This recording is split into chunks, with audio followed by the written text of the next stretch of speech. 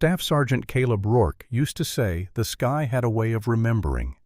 Long after the noise faded, after the smoke, the metal, the shouting, the falling something stayed behind. A taste, a tremor.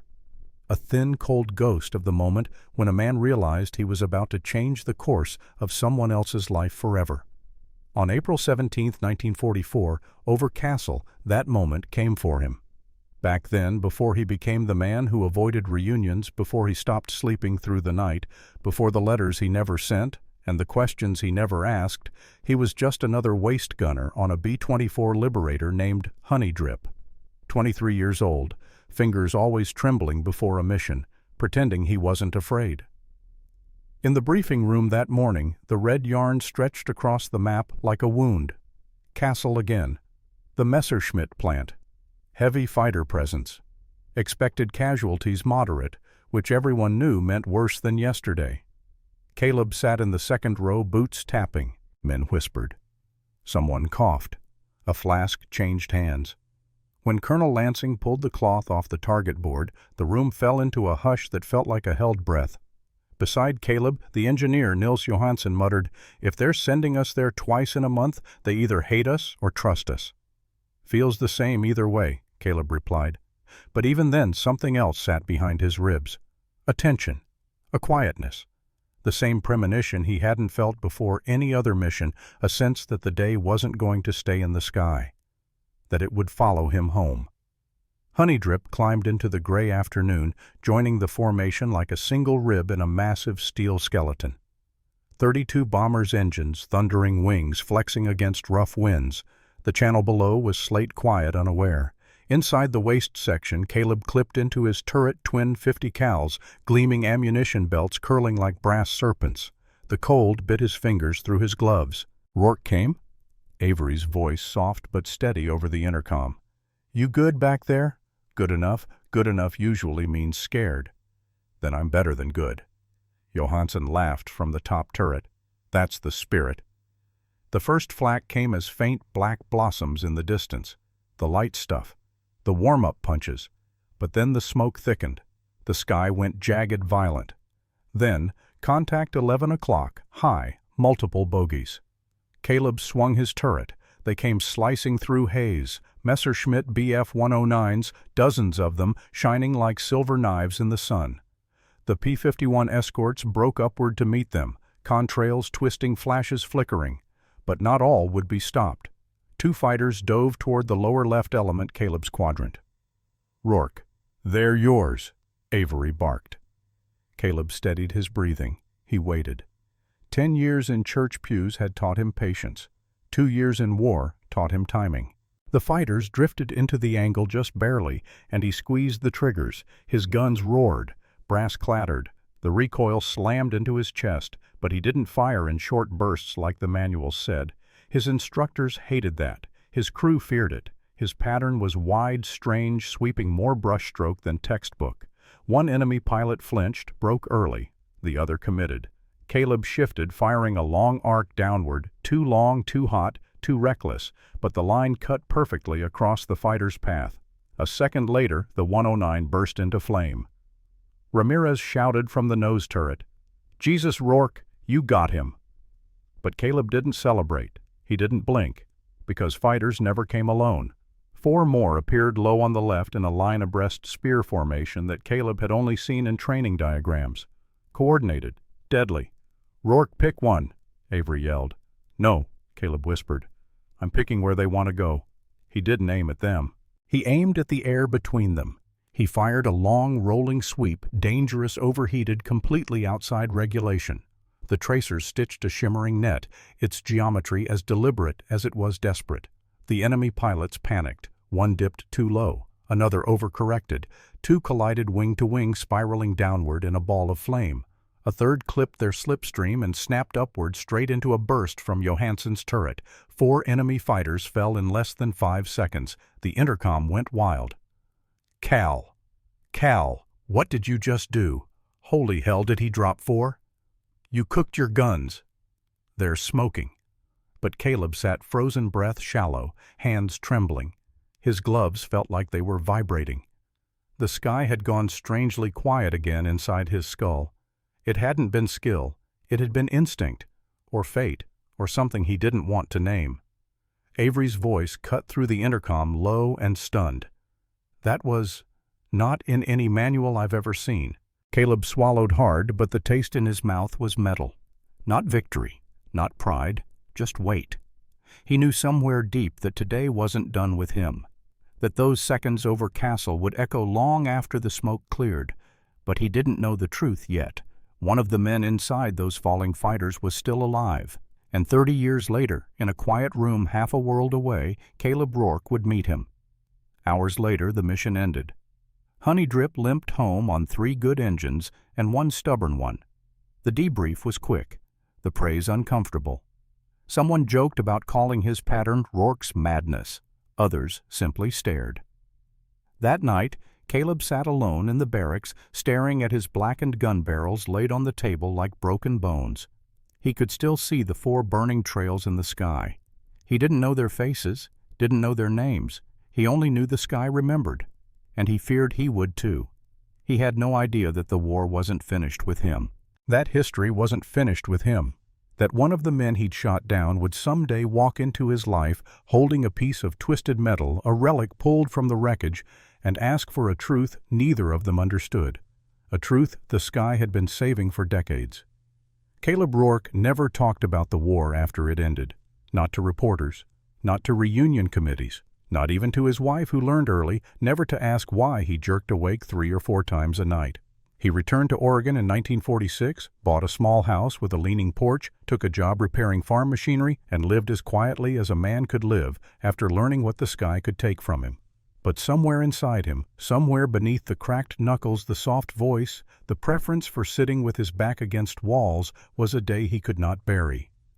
April 17th. Castle. 4 falling fighters, and the sense that one of those arcs of fire had carved itself into something more permanent than memory. He told himself everyone died quickly.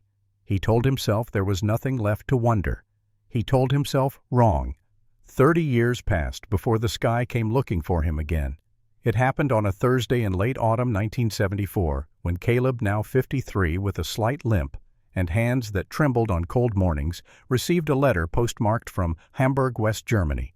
The envelope was thin cream-colored, addressed in handwriting, precise enough to feel almost military. Inside was a single sheet of paper. Herr Rourke, my name is Friedrich Adler. I believe you shot me down. Caleb's heart stalled. He read the next lines 3 times. I survived. I was taken prisoner by American ground forces. I was treated with humanity. I owe a piece of my life to the men who found me. I have spent 30 years searching for the gunner whose fire intersected my wing that morning over Castle.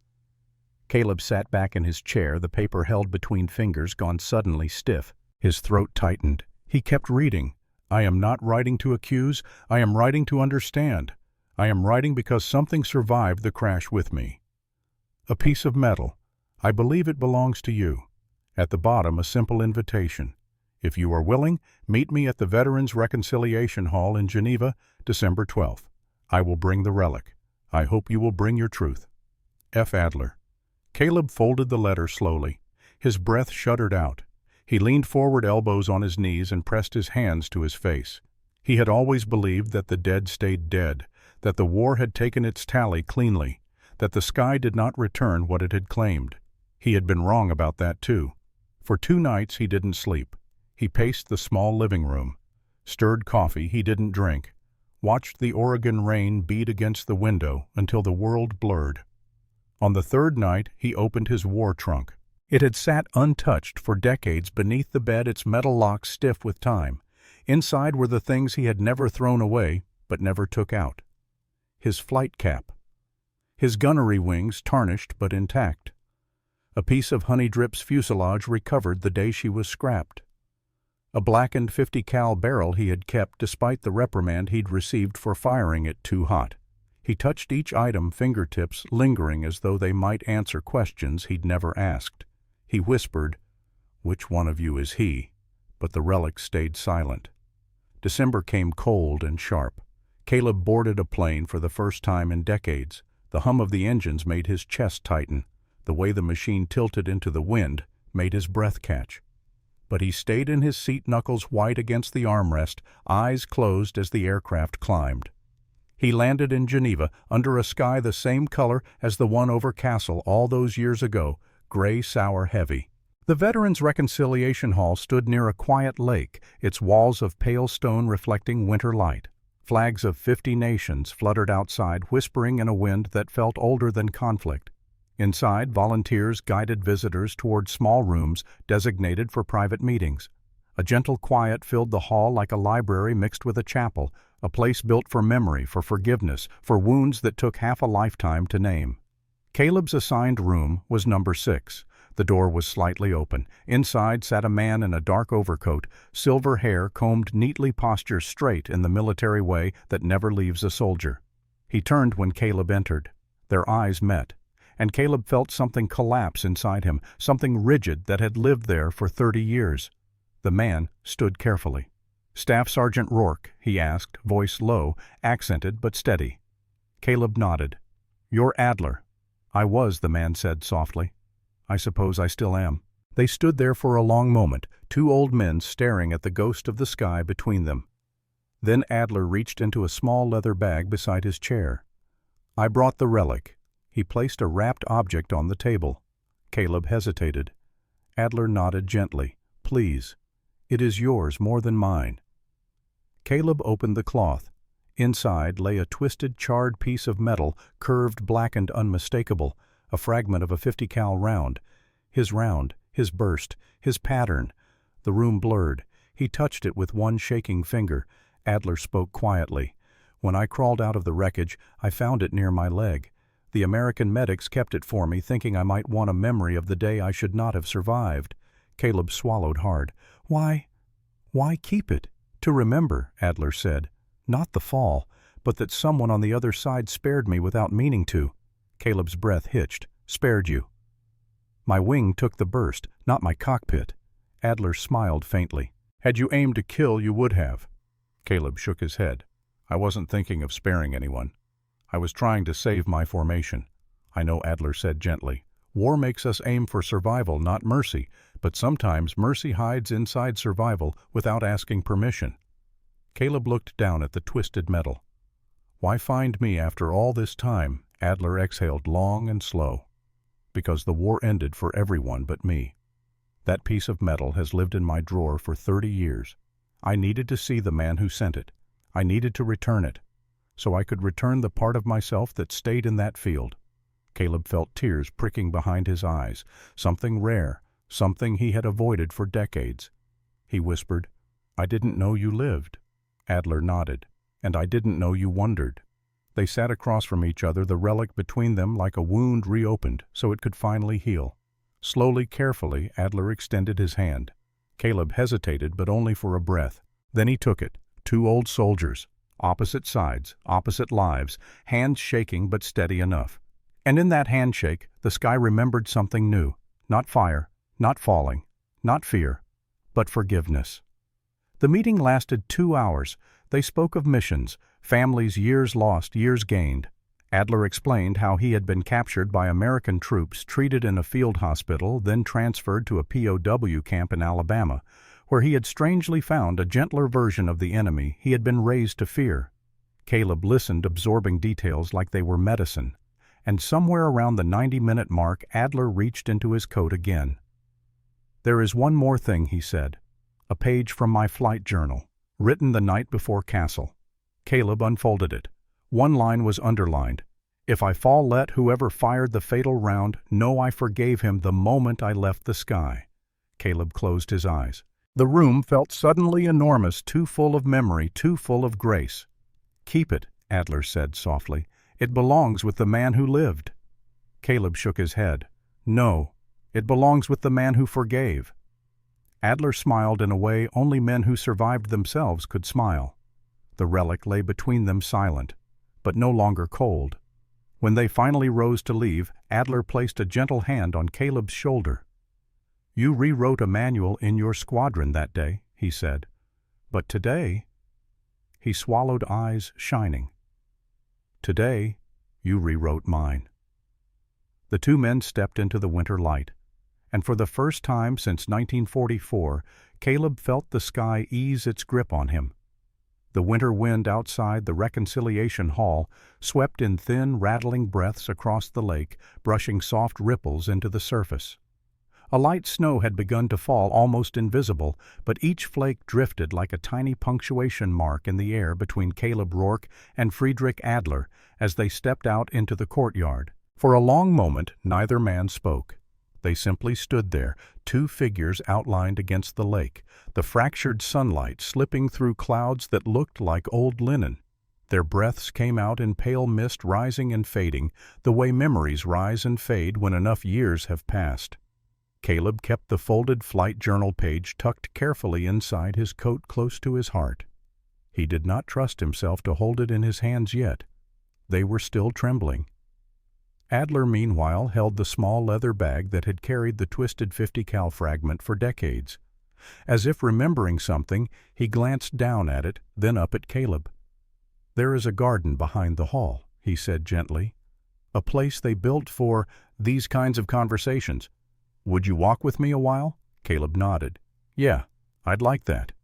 The path wound through evergreens dusted with frost. A plaque near the entrance read, "For the men who fought each other and later fought themselves until they made peace." The words hit Caleb harder than he expected. Adler noticed. "I spent an hour staring at that plaque before you arrived," he said. "It felt like it was written for me." Caleb exhaled, voice low. "For both of us, I think." They walked past benches carved from pale stone, each engraved with two names, pairs of former enemies, an American and a German, a British soldier and an Italian radio man, even a Russian and a Finnish conscript. Some names had dates of birth and death. Others had simple inscriptions like "Met Again" or "Found Peace Here." Caleb slowed as they approached a bench marked RAF Bomber Luftwaffe. Pilot met, 1967. Shared a single sky. Adler smiled faintly. "We aren't the first, you know, just two more men trying to unburden themselves." Caleb stopped walking. He swallowed hard. "Adler," he said quietly, "I need to ask something, and I need the truth." "Even if it's ugly."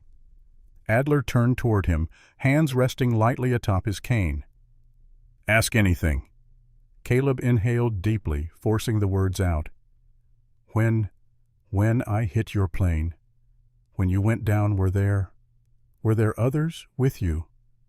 The question had haunted him for 30 years, because if the 4 fighters he downed were multi-seat aircraft, or if one broke into another, there could have been more than one life attached to each falling shape. Adler's expression softened, not with surprise, but with understanding. "There were 2 of us," he said. "Me and my radio operator, Lucas Hartman." A pause. He did not survive. Caleb closed his eyes, grief rising in heavy waves. Adler continued softly, "But you must hear more than that. Lucas died from the impact, not from your fire. The round that hit us shattered the wing root and forced us into a spin, but the cockpit remained intact." Caleb steadied himself. "I still caused the crash." "You caused the fall," Adler said. "The war caused the crash." For a moment Caleb felt his throat tighten so sharply he could barely breathe. Adler laid a hand gently on his arm. "You carry the wrong burden, Herr Rourke. You carry the entire day as if you were the author of it. But we both know the war had more hands than ours." They walked again slowly. The path led toward a small circular plaza with a single stone pillar rising from the center. At the top, beneath a glass casing, was a metal box, weathered but intact. A sign beneath it read, "Artifacts of the Fallen, returned by the living." Inside the case were objects, a pocket watch, a torn shoulder patch, a crushed canteen, a half-melted dog tag. Remnants of wreckage, remnants of lives. Adler paused at the edge of the plaza. "There is something you should know about that morning," he said. "Something that is not in any report." Caleb turned to him, heart hammering. "My orders," Adler said quietly, "were not to engage your bomber directly. We were meant to break formation morale, to strike fear by attacking the center box, not the flank." A faint smile touched his lips. "But your fire, your burst pattern, it forced our entire formation into chaos. You changed the fight before we reached our assigned targets." Caleb blinked. "You mean I stopped you?" You prevented something far worse, Adler said. Had we reached the center box intact, the casualties would have been catastrophic. Your pattern saved more men than it took. Caleb looked at the ground, shoulders trembling. Adler continued, voice steady. War is never clean, but sometimes the truth is kinder than the memory. They stood at the pillar for a moment. Snowflakes landed on the glass casing like tiny ghosts. Then Adler opened his bag. I brought something else, he said. Caleb felt his breath catch. From the bag, Adler pulled a small leather-bound notebook. Its cover cracked, its pages yellowed. A thin strap wrapped around it like it was holding something precious in place. This, Adler said, is Lucas's journal. Caleb stared. You want me to read it? No, Adler said softly. I want you to have it. Caleb stepped back. Adler, I can't take something that belonged to a man You didn't kill him, Adler interrupted gently. The war killed him, and it kept this journal for 30 years without purpose. His eyes softened. Let it have a purpose now. Caleb hesitated, then reached out. The journal was light, too light for the weight it carried. He thumbed the edge of a page. His voice broke. Why give it to me? Because Adler said Lucas wrote something on the last page. Something about you. Something he never had the chance to understand. Caleb opened to the back. His vision blurred, but he forced himself to focus. The handwriting was neat, deliberate. The American gunner on our flank. Fires like a madman, but with purpose. If I fall today, let it be known I believe he is fighting to protect, not to destroy. There is intent in his fire. Caleb's breath stuttered. Adler placed a hand on his shoulder. He saw something in you even from a distance. Something neither of us understood back then. Caleb wiped his eyes, unable to speak. And now Adler said quietly, It is yours to keep, as proof that the sky remembers more than death.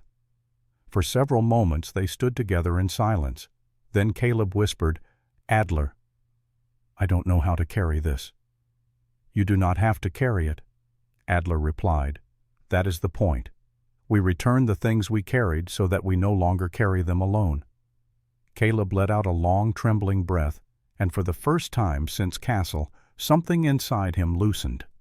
They walked back toward the hall, footsteps crunching softly on the snow.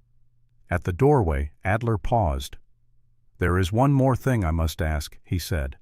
Caleb looked up, waiting. Adler held out the twisted metal fragment, the 50 cal round that had lived in his drawer for 3 decades. Would you take it? He asked. Not as guilt, but as memory shared, a token not of what happened, but of what we made of it. Caleb reached for the fragment. His fingers closed around it. It was cold, but no longer sharp. As he slipped it into his pocket, Adler nodded with a soft exhale. Good, he said. Now it belongs to both of us. And with that, something between them, something that had waited 30 years, finally settled, not erased, not forgotten, but reconciled. The sky did not take everything after all. Some things it gave back. Evening settled softly over Geneva, turning the lake into a sheet of muted silver. Snow had begun to fall in earnest, slow, drifting flakes like small white petals. Inside the reconciliation hall, the lights dimmed to a warm amber glow, warming the stone floors and softening the chill that crept in from the windows. Caleb Rourke and Friedrich Adler stood near the exit, the weight of their long conversation lingering between them like a slow, steady heartbeat. Caleb held Lucas Hartman's journal in his left hand, the twisted 50 cal fragment in his coat pocket. He ran his thumb over the leather cover, feeling the soft wear of decades. Adler watched him quietly. Do you plan to read it tonight? Adler asked. Caleb looked down at the journal, then back up. I don't know if I can. You don't have to, Adler replied gently. Sometimes a truth is less important than the willingness to hold it. Caleb nodded. He appreciated the grace in those words. For 30 years he had avoided even the slightest resemblance of that grace, afraid it would crack him open.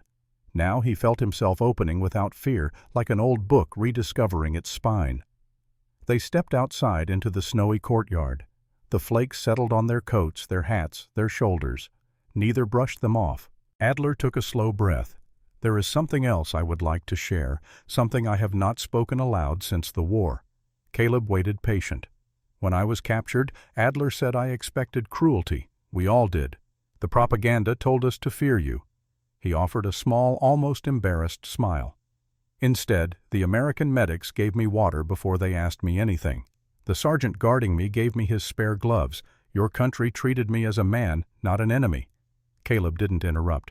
I think Adler continued softly, that is why I wrote you, not only to return the relic, but to return the dignity I was given then. I wanted you to know the truth that mercy has longer memory than fire. Caleb swallowed. That means more than you think, he said quietly. I hope so, Adler replied, because the war took enough from both of us. It does not need to take the rest. The wind gently shifted, carrying faint sounds from the hall, muffled footsteps, distant voices, the soft scrape of chairs being moved, other reunions, other stories, other attempts at making the world a little less heavy. Caleb reached into his pocket and took out the twisted metal. Adler blinked in surprise. You want to carry it after all? No, Caleb said. I want to return it properly. He placed the fragment into Adler's hands, but Adler began. Caleb shook his head. It belongs to both of us, you said. Then it shouldn't stay in the drawer of one man, not anymore. Adler looked down at the fragment resting in his palm, snowflakes gathering lightly on its surface.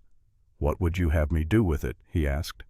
Caleb motioned toward the pillar in the center of the courtyard, the one holding relics returned by former enemies. Let's put it there, Caleb said, not as a weapon, as a warning, or maybe as a reminder. Adler's eyes softened. Yes, a reminder. Together they walked to the pillar, snow crunched beneath their shoes. Caleb lifted the glass casing with careful hands while Adler placed the twisted fragment gently inside the metal box beside the other artifacts. When they stepped back, Caleb felt something shift inside him lightly, like a locked hinge, finally opening. Adler stepped forward and placed his gloved hand on the pillar, bowing his head a moment in silent respect. Caleb mirrored him. For a long breath the world felt still. Two men, two pasts, one shared piece of metal now resting not between them but beyond them. A small liberation. They returned to the hall, stamping snow from their boots. Volunteers had begun extinguishing the last lights, their soft goodbyes echoing faintly. The building was nearly empty now. At the doorway, Adler extended his hand once more. Caleb took it without hesitation. I'm grateful you came, Adler said. I'm grateful you survived, Caleb replied. They held the handshake a moment longer than strangers might, shorter than brothers would, but just long enough to say what words couldn't. Adler released his grip gently. Whatever you choose to do with Lucas's journal, I trust it will be right. Caleb nodded. And whatever you choose to do after tonight, I hope it brings you peace. Adler smiled an honest, quiet smile that softened the lines of age on his face. It already has, he said. And with that he turned and walked into the soft snow, his silhouette fading gradually into the white. Caleb watched until he disappeared. Then he pulled his coat tighter and stepped out in the opposite direction. Two paths diverging not in conflict but in completion. Back at his hotel room, Caleb set Lucas's journal on the bedside table. He stared at it for a long time, the small lamp casting a warm glow across the worn leather cover. He didn't open it. Not yet. Instead, he sat on the edge of the bed, elbows on his knees, staring at the floor. And for the first time since 1944, he felt no pressure behind his ribs, no tightening in his throat, no echo of burning fighters in the sky. He felt stillness. He felt breath. He felt forgiven. He whispered into the quiet room, "Thank you, Lucas, and thank you, Adler." Then he lay back on the bed, and sleep came easily, soft, unforced, clean. When Caleb returned to Oregon a few days later, he found himself walking straight to his old war trunk. The metal was cold, the locks stiff. He opened it and stared down at the items inside. He lifted out the blackened 50 cal barrel, the same one he'd overheated during his unsafe burst pattern over Castle. He turned it in his hands. It felt different now, not guilty, not cursed, just part of him. A chapter, a page. He set the barrel gently beside Lucas's journal on the table. Two relics, two truths, two lives intertwined by a moment of fire and rewritten by a moment of grace. Caleb smiled softly. He understood something then, something Adler had known from the start. We do not rewrite manuals to correct the past, we rewrite them to guide the future. And in that quiet Oregon home, as snow drifted lazily outside the window, Caleb Rourke finally felt the sky let go, because he had let go first.